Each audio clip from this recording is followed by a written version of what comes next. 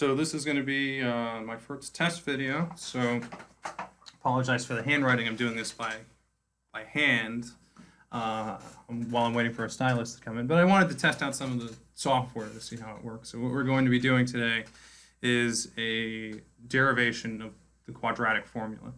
So most of us are familiar with the quadratic formula. What that says is when you have an equation, ax squared plus bx plus c is equal to 0, the way that you can solve for this is to say that x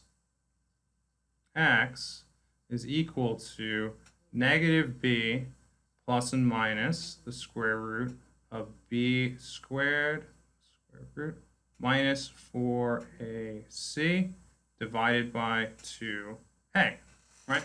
This is pretty familiar to most of us, okay? Now the question is, where does this equation come from, okay? And the answer is that it comes from a process called completing the square. So what we want to do is we want to rearrange this original equation, this ax squared plus bx plus c, in such a way that we can algebraically solve for x directly, okay? So what we're going to do, let's first start by dividing this equation by a. So now the equation that we have is x squared plus b divided by a, x plus c divided by a is equal to 0. Okay. Now, the process of completing the square means that what we want to do is we want to find a factor to add to this equation so that this x term will be collapsed into something that's just going to be x plus or minus another term and the entire thing squared, okay? And so it turns out the thing that we want to add to both sides of this equation is going to be this term, this b divided by a. We want to take b divided by a divided by 2 squared, okay? And we'll see why that is in a second, but just take my word for it. We're going to add that to both sides of this equation. So this is going to be plus b squared divided by 4a squared. Screen's a little wet, my finger's sticking. This is equal to b squared divided by 4ac, or a squared, sorry.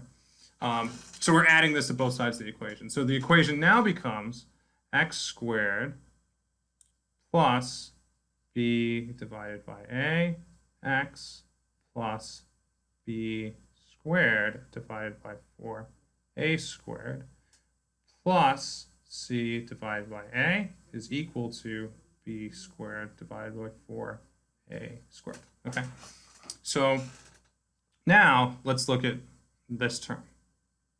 When we look at this term, what we see is that this is actually a perfect square, right?